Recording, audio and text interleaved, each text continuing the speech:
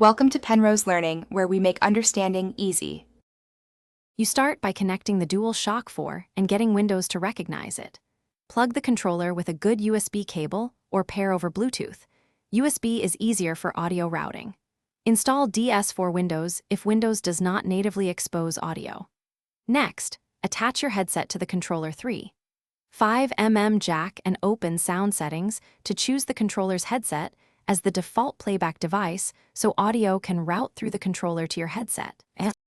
Once the controller and headset are connected, fine-tune settings so audio flows reliably.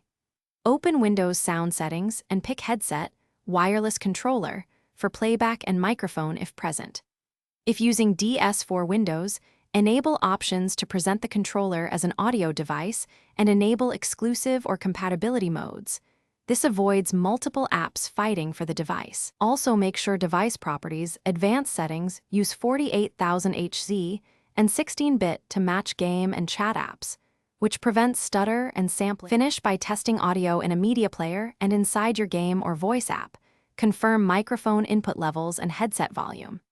If you hear nothing, replug the controller, restart the Windows audio service, and explicitly choose the controller device in Game and Discord/Steam settings.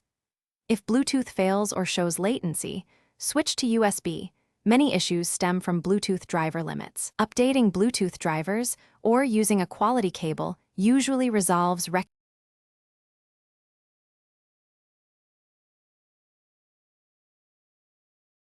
Thanks for watching. If this was helpful, leave a like and consider subscribing. See you next time.